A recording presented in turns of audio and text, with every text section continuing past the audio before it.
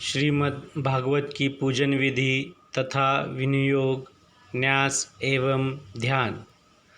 प्रातःकाल स्नान के पश्चात अपना नित्य नियम समाप्त करके पहले भगवत संबंधी स्तोत्रों एवं पदों के द्वारा मंगलाचरण और वंदना करें।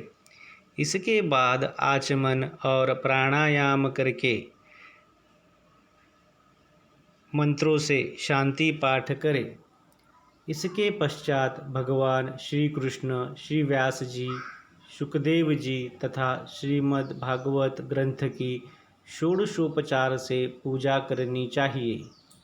यहाँ श्रीमद् भागवत पुस्तक के षोडशोपचार पूजन की मंत्र सहित विधि दी जा रही है। इसके अनुसार श्री कृष्ण आदि की भी पूजा करनी चाहिए। निम्नांकित वाक्य पढ़कर पूजन के लिए संकल्प करना चाहिए। संकल्प के समय दाहिने हाथ की अनामिका अंगुली में कुश की पवित्री पहने और हाथ में जल लिए रहे। संकल्प वाक्य इस प्रकार है। ओम तत्सत्। ओम विष्णु विष्णु विष्णु।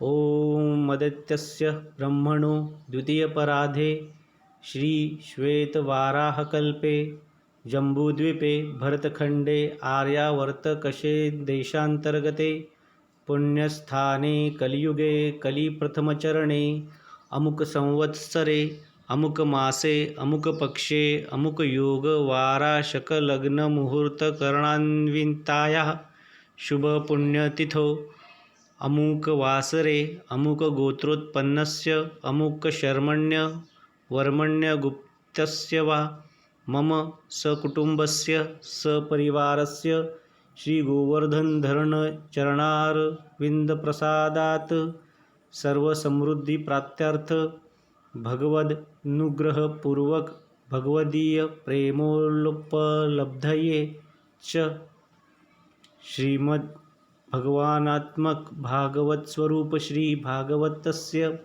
पाठे अधिकार सिद्ध्यर्थ श्रीमद् भागवतस्य प्रतिष्ठां पूजनम चाहम करिष्ये। इस प्रकार संकल्प करके तदस्सु मित्रा वरुणा तदग्ने शय्योस्मभ्यामिदमस्तु शस्तम् अशीमहि गाधमुत प्रतिष्ठा नमो दिवे बहुते साधनाय। यह मंत्र पढ़कर श्रीमद् भागवत की सिंहासन या किसी आसन पर स्थापना करें। तत्पश्चात पुरुष सूक्त के एक एक मंत्र द्वारा क्रमशः षोडश उपचार अर्पण करते हुए पूजन करें। देवताओं, हमें अपने कानों से ऐसे ही वचन सुनने को मिले जो परिणाम में कल्याणकारी हो। हम यज्ञ कर्म में समर्थ होकर अपनी इस आँखों से सदा शुभ ही शुभ देखें। अशुभ का कभी दर्शन न हो। हमारा शरीर और उसके अवयव स्थिर हो, पुष्ट हो और उनसे परमात्मा की स्तुति, भगवान की सेवा करते हुए हम ऐसी आयु का उपभोग करें, ऐसा जीवन बिताए जो देवताओं के लिए हितकर हो, जिसका देव कार्य में उपयोग हो सके। परमात्मन आप सबके मित्र हितकारी होने के कारण मित्र नाम से पुकारे जाते हैं। सबसे वर श्रेष्ठ होने से आप वरुण हैं। सबको ग्रहण करने वाले होने के कारण अग्नि हैं। हम आपको इन मित्र, वरुण एवं अग्नि नामों से संबोधित करके प्रार्थना करते हैं कि यह सूक्त अत्यंत प्रशस्त हो, सर्वोत्तम होने के साथ ही इसकी ख्याति एवं प्रसार हो तथा यह सूक्त हम लोगों के लिए ऐसा सुख, ऐसी शांति प्रदान करे जिसमें दुख या अशांति का मेल न हो, अर्थात इससे नित्य सुख, नित्य शांति प्राप्ति हो।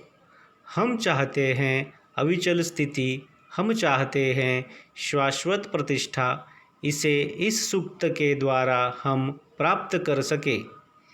देव देव, यह जो आपका अत्यंत प्रकाशमान परम महान समस्त लोकों का आश्रयभूत सूर्य नामक स्वरूप है, इसे हम सदा ही नमस्कार करते हैं।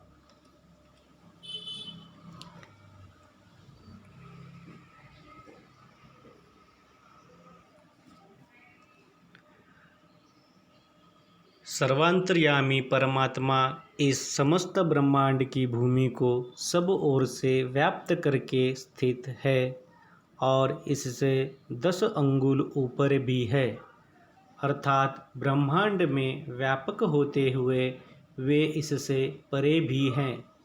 उन परमात्मा के मस्तक, नेत्र आदि ज्ञानेंद्रिया और चरण आदि कमनेंद्रिया हजारों हैं, असंख्य है।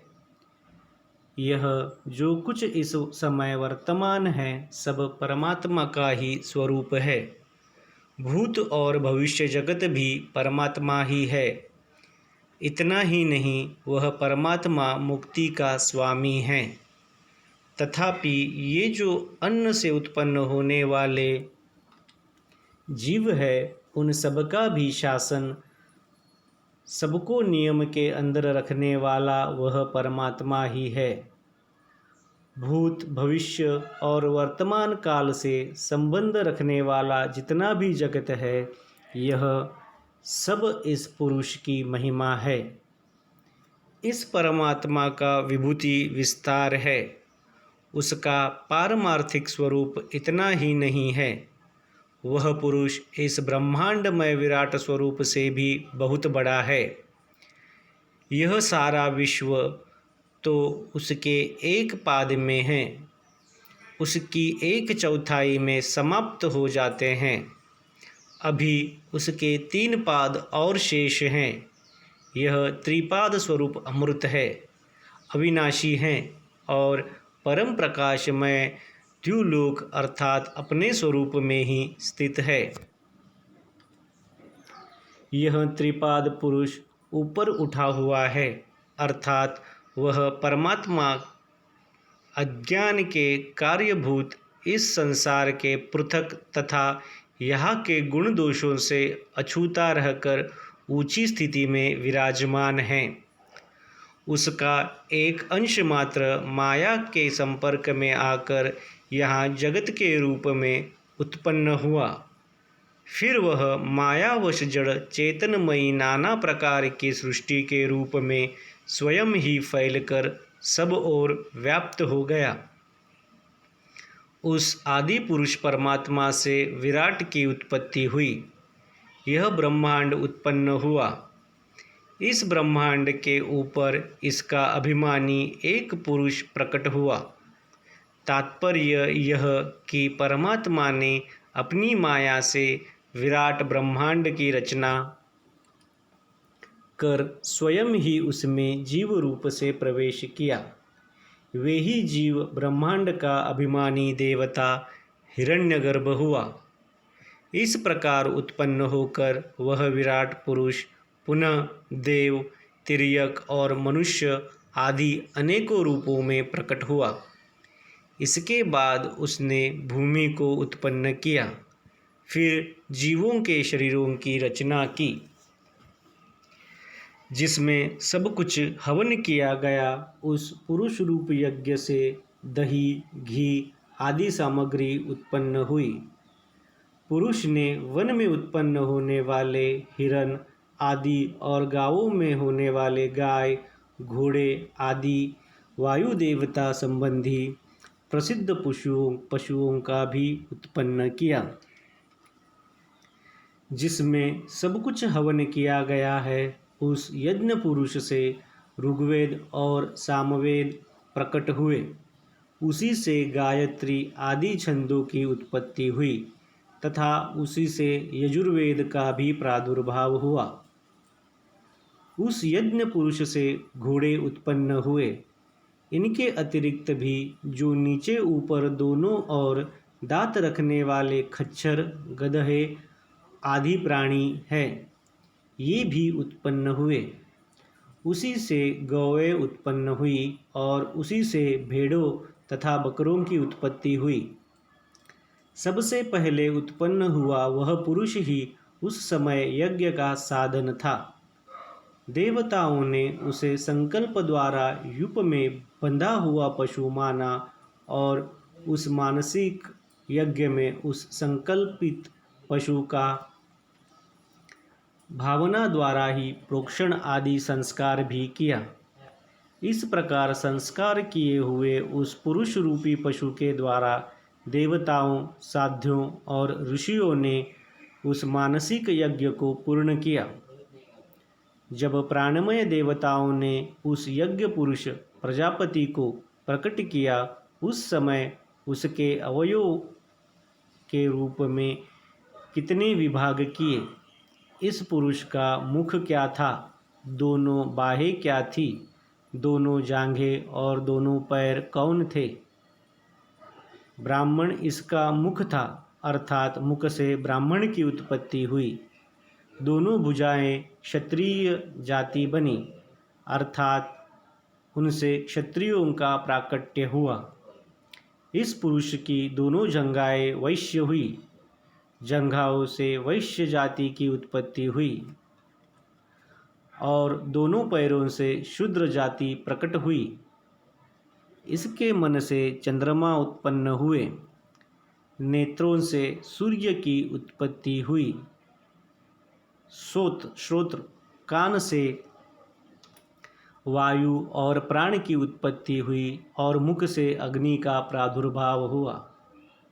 नाभि से अंतरिक्ष लोक की उत्पत्ति हुई, मस्तक से स्वर्गलोक प्रकट हुआ, पैरों से पृथ्वी हुई और कान से दिशाएं प्रकट हुई। इस प्रकार उन्होंने समस्त लोकों की कल्पना की। उस समय देवताओं ने यज्ञ करना चाहा, परंतु यज्ञ की कोई सामग्री उपलब्ध न हुई। तब उन्होंने पुरुष स्वरूप में ही हविष्य की भावना की। जब पुरुष रूप हविष्य से ही देवताओं ने यज्ञ का विस्तार किया, उस समय उनके संकल्पानुसार वसंत ऋतु घी हुई, ग्रीष्म ऋतु ने समिधा का काम किया और शरद ऋतु से विशेष प्रकार के चरु पुरुषादि हविष्य की आवश्यकता पूर्ण हुई। प्रजापति के प्राण रूपी देवताओं ने जब मानसिक यज्ञ का अनुष्ठान करते समय संकल्प द्वारा पुरुष रूपी पशु का बंधन किया था, उस समय 7 समुद्र इस यज्ञ की परिधि थे और 21 प्रकार के छंदों की समिधा हुई। गायत्री आदि 7, श्रुति जगती आदि 7 और कृति आदि 7, ये ही 21 छंद है। धीर पुरुष समग्र रूपों के परमात्मा के ही स्वरूप विचार कर उनके भिन्न भिन्न नाम रखकर जिस एक तत्व का ही उच्चारण और अभिवंदन करता है, उसको ज्ञानी पुरुष इस प्रकार जानते हैं। अविद्या रूपी अंधकार से परे आदित्य के समान स्वप्रकाश इस महान पुरुष को मैं अपने आत्मा रूप से जानता हूँ। ब्रह्मा जी ने पूर्व काल में जिसका स्तवन किया था, इंद्र ने सब दिशा विदिशाओं में जिसे व्याप्त जाना था, उस परमात्मा को जो इस प्रकार जानता है, वह इस जीवन में ही अमृत मुक्त हो जाता है। मोक्ष अथवा भगवत प्राप्ति के लिए इसके सिवा दूसरा मार्ग नहीं है। देवताओं ने पूर्वोक्त मानसिक यज्ञ द्वारा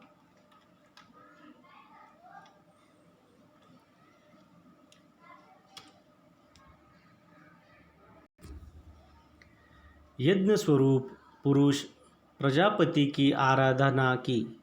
इस आराधना से समस्त जगत को धारण करने वाले वे पृथ्वी आदि मुख्य भूत प्रकट हुए। इस यज्ञ की उपासना करने वाले महात्मा लोग उस स्वर्गलोक को प्राप्त होते हैं, जहाँ प्राचीन साध्य देवता निवास करते हैं।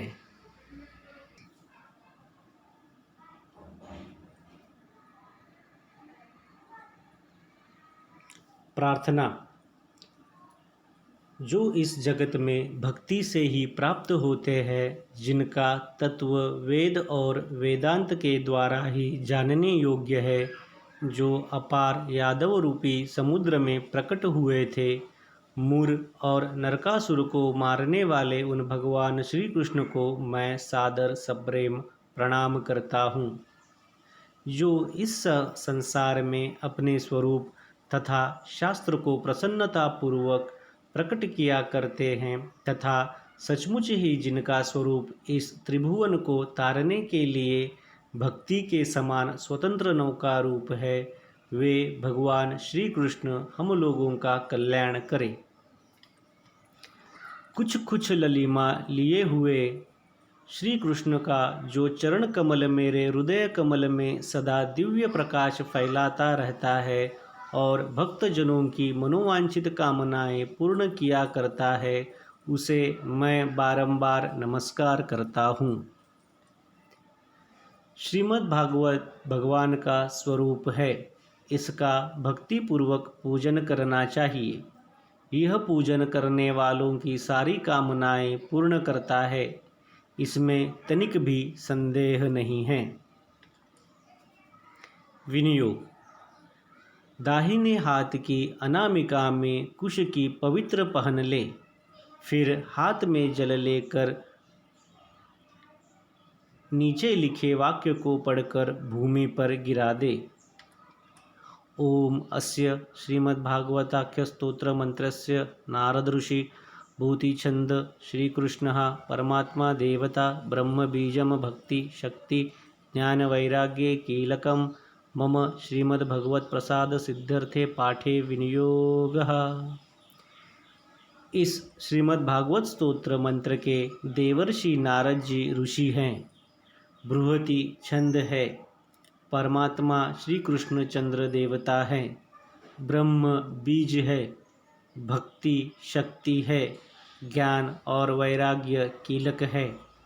अपने ऊपर भगवान की प्रसन्नता हो, उनकी कृपा बराबर बनी रहे, इस उद्देश्य की सिद्धि के लिए पाठ करने में इस भगवत का विनियोग उपयोग किया जाता है।